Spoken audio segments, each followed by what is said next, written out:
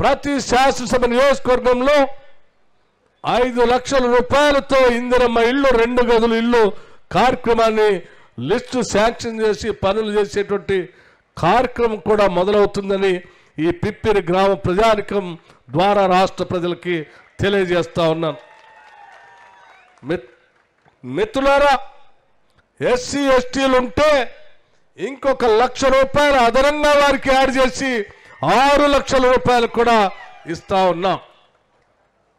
ఇది మన ప్రభుత్వం, ప్రజల ప్రభుత్వం. ఇది వచ్చే ప్రతి రూపాయి కూడా ప్రజలకే ఉపయోగపడాలన్నటువంటి ఆలోచనతో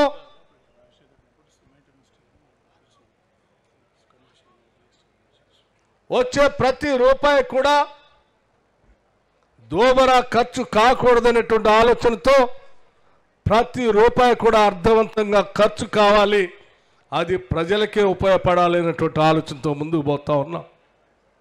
దాంట్లో భాగంగానే ఈరోజు మేము ఎదుర్కొన్నటువంటి మాకు చెప్పినటువంటి సమస్యల సమాధానంగా అలాంటి మాట ఇచ్చాము రాష్ట్ర ప్రజలకి.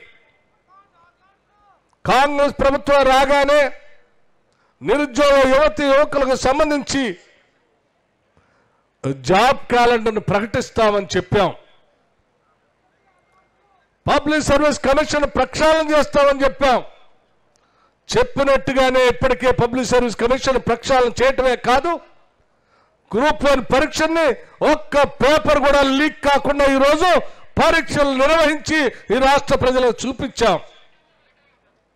ఇప్పటికే కేవలం 3 నెలల్లోనే 30,000 ఉద్యోగాలకు సంబంధించి నియామక పత్రాలను అందించాం. మరో 35,000 ఉద్యోగాలకు సంబంధించి ప్రాసెస్లో పరీక్షలు నిర్వహించి కొద్ది రోజుల్లోనే నియామక పత్రాలు అందించే కార్యక్రమం తీసుకొని ముందుకు పోతా ఉన్నాం. గ్రూప్ 1, గ్రూప్ 2, గ్రూప్ 3కి సంబంధించి, అట్లాగే ఎలక్ట్రిసిటీ డిపార్ట్మెంట్లో ఉద్యోగాలకు సంబంధించి, సింగరేణి కాలనీస్లో ఉద్యోగాలకు సంబంధించి, ఇతరత్ర శాఖల్లో ఉన్న ఉద్యోగాలకు సంబంధించి సంవత్సరం మొత్తం ఏ తారీఖు నాడు ఏ పరీక్ష జరుగుతుందో, ఏ తారీఖు నాడు ఏ నోటిఫికేషన్ వస్తుందో స్పష్టంగా మొన్న జరిగినటువంటి బడ్జెట్ సమావేశాల్లో స్పష్టంగా జాబ్ క్యాలెండర్ని ఈ రాష్ట్రంలో ఉన్నటువంటి నిరుద్యోగ యువకుల కోసం ప్రకటించాం. ఇది యువత కోసం చేసిన కార్యక్రమం.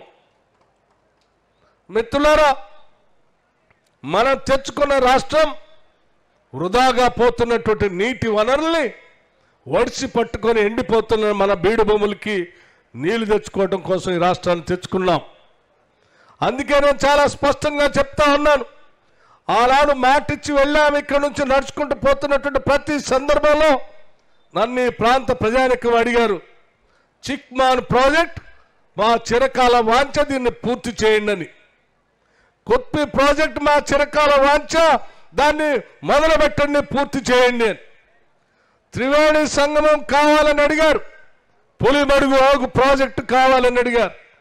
కొమరం భీం అడా దగ్గర ఉన్నటువంటి ప్రాజెక్టు సంబంధించి కాలువలు పూర్తి కాకపోవటం వల్ల ఇబ్బంది పడుతున్నాం, దాన్ని పూర్తి చేయండి అని అడిగారు.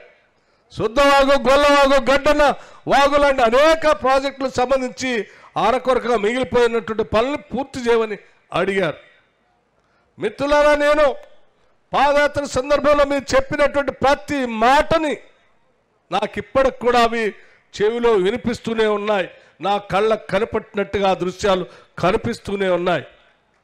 ఒక రోజు కాదు, 2 రోజులు కాదు, దాదాపు 32 రోజులు ఈ ఆదిలాబాద్ జిల్లాలోనే నేను నడిచాను. నడిచిన ప్రతి అడుగుకి నా ఒంట్లో శక్తి నశిస్తూ ఉంటే మీరందరూ కలిసి మీ శక్తిని నాకు శక్తిగా మార్చి నన్ను నడిపించారు. ఆ నడిపించినటువంటి సందర్భంలో నేను విన్న ప్రతి మాటని ఆ రోజు మాటిచ్చాం. ఒక ప్రాంతంలో అయితే బూసిమెట్టి గ్రామంలో అనుకుంటాను, 2 తల్లులు చేయి పట్టుకొని, అయ్యా మా భూములు ఆ రోజు కాంగ్రెస్ ప్రభుత్వ హయాంలో పట్టాలు ఇచ్చారు మాకు. ఈ టీఆర్ఎస్ ప్రభుత్వం వచ్చింది, ఉన్న పట్టాలు పోయినాయి, ధరణి పేరు మీద మా భూమి మీద హక్కు లేకుండా పోయింది. తిరిగి మీరు ఇందిరమ్మ రాజ్యాన్ని తీసుకొని రండి, తెచ్చి మళ్ళీ మీరు వచ్చి మా భూమికి సంబంధించిన పట్టాలు ఇచ్చి మా చేయబట్టుకొని మా దగ్గరుండి మా భూమిలో తీసుకొని వెళ్ళి మాతో దగ్గరుండి మీరు అరక కట్టించి మా భూమి దున్నించాలని చెప్పి నా చేతిలో చేసి వాగ్దానం తీసుకున్నారు ఆ రోజు.